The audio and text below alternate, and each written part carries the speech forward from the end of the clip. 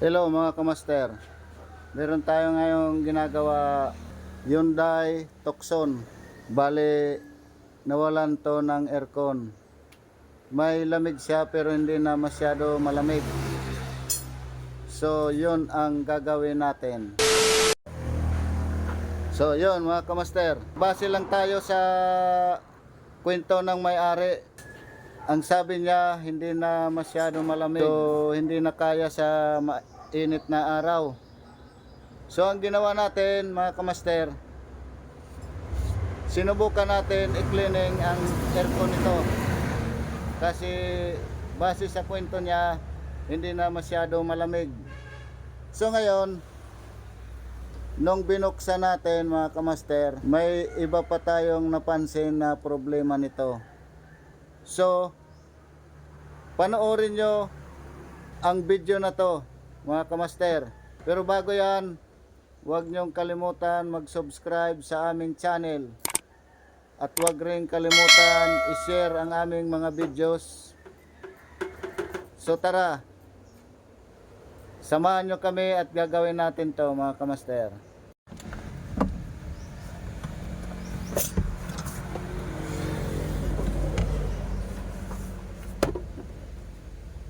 Yan mga kamaster.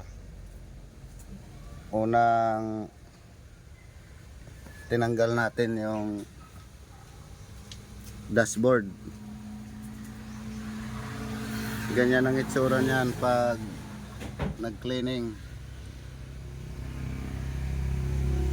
Cleaning lang to mga kamaster. Dahil hindi na masyadong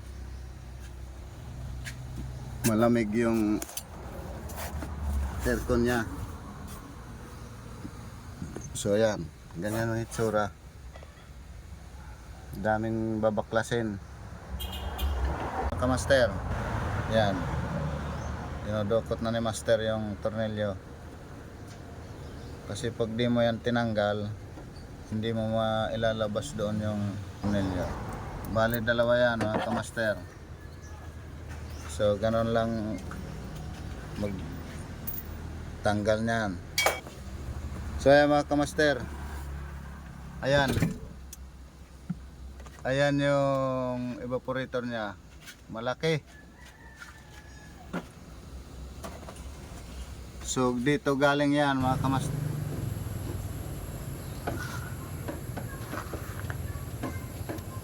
So ayan mga kamaster, bali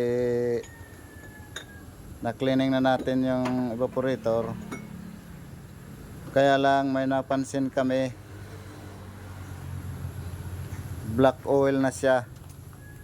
Nung tinapon natin yung oil nya, yan o,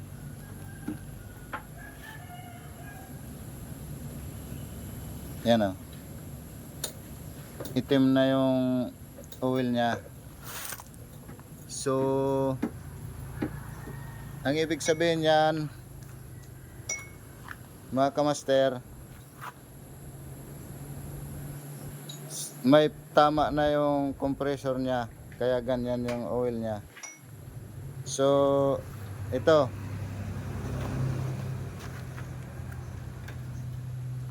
ang ginawa natin, tinanggal natin yung condenser. Galing yan dito mga kamaster. Tinanggal natin dahil titingnan natin kung anong problema, kung barado ba o madumi. So ayan yung filter nya, yung receiver dryer.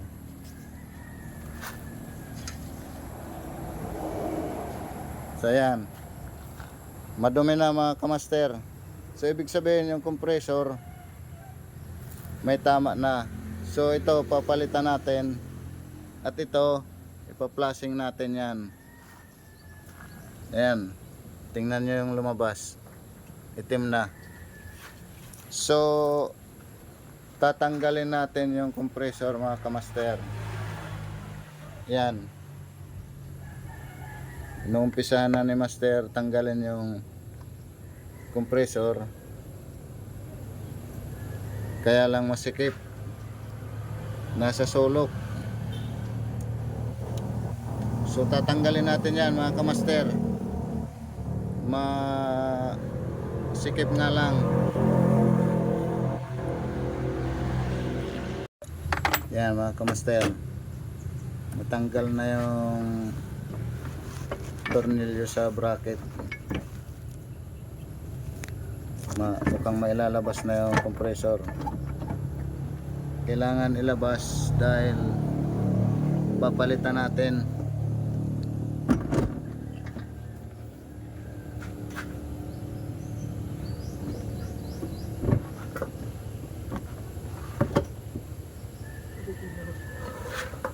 So ayan. Dito master.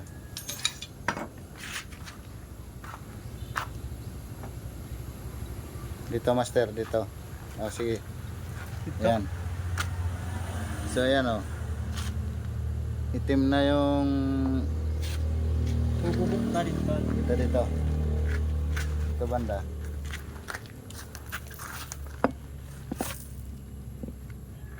Wala nang lumabas na oil. So pihitin mo nga. Loose compression ano? Yan. Dito. Pahiga. Para makita nila. Anoin mo dyan? Kung bumubumba. Yan. Wala na kamaster. Sira na yan. So papalitan to. Magkakuan kaya. Magkatulad nira. Papalitan yan mga kamaster. Pero naging kaiba lang didi.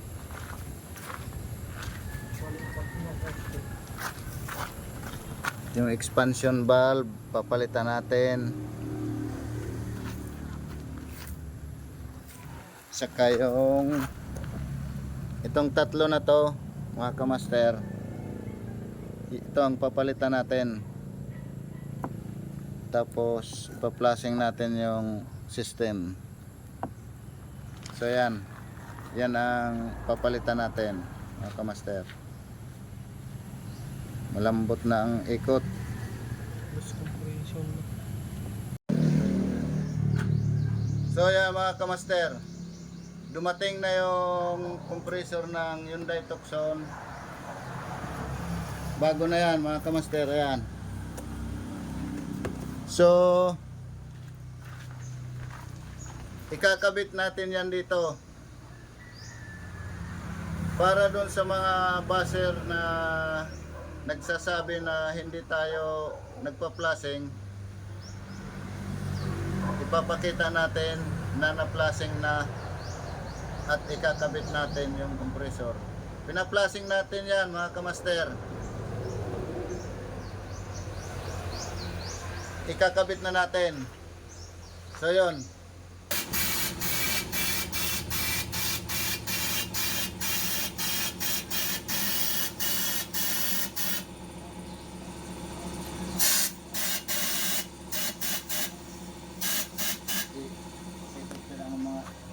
Sinalsikan. Yan mga kamaster, yung mga itim-itim na yan, yan ang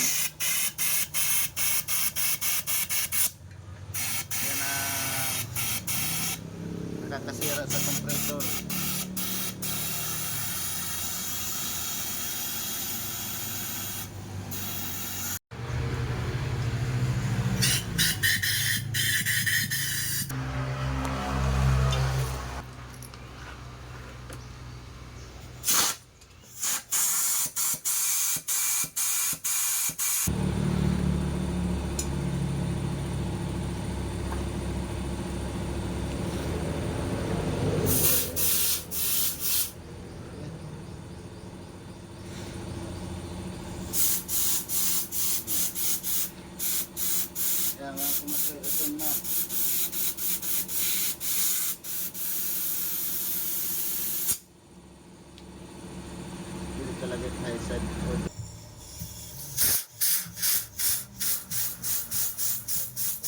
So ayan mga kamaster, bali ibinalik na natin yung condenser kasi na-flashing na yan.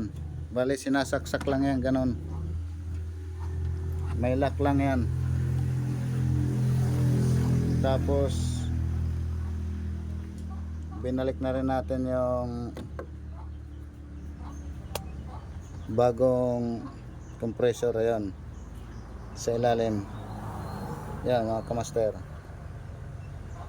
binalik na rin natin. So pati itong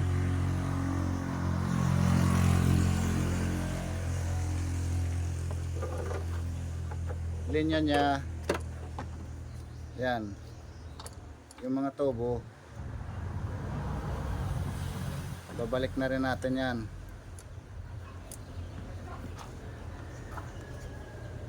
para matapos na.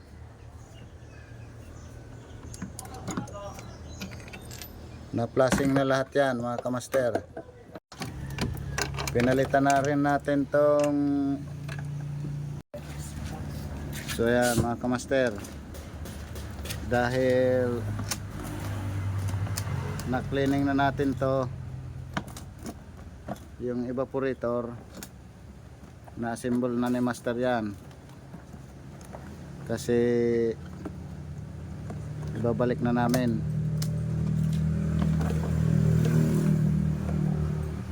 Hindi lang pala cleaning ang problema nito, may tama din pala yung compressor. So ayan, binabalik na ni master yan,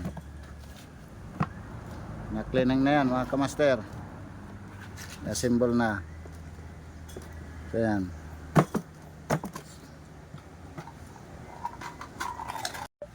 so yan mga kamaster,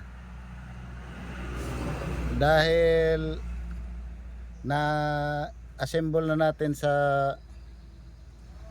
harapan, condenser, compressor, saka yung linya niya, dito na naman tayo sa evaporator. So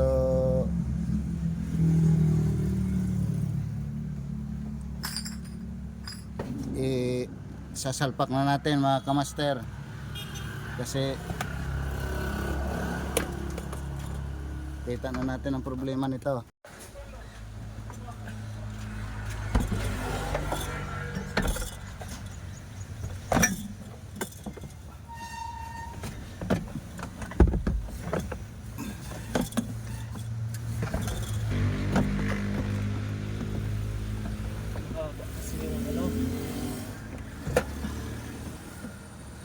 Napakalaki ng evaporator nito, mahirap magkabit kasi malaki. So yan mga kamaster, na assemble na natin, na ibalik na natin yung evaporator.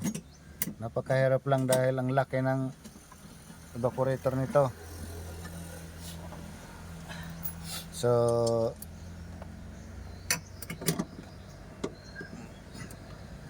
inaayos na yan. Yan mga kamaster,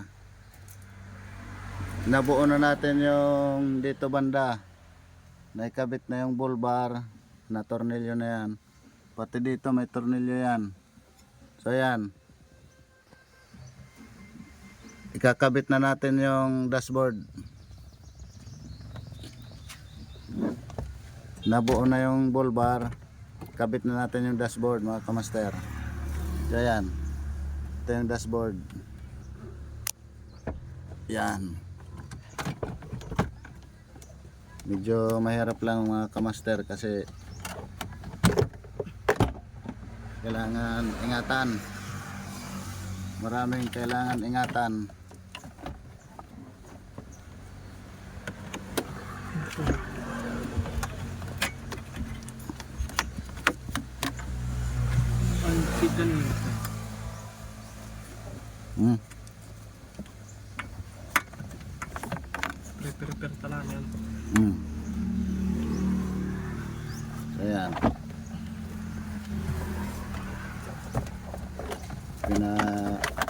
pinalagay na ni master.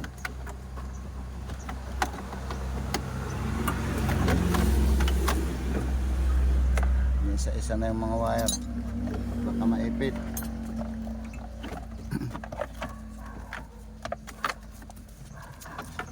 Hindi ganun kadali magkabit, baklas kabit. Op, may wire pa master. Ayan.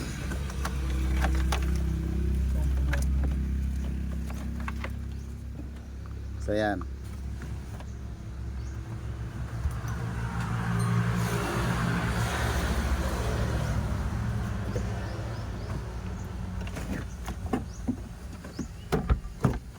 Orong yan.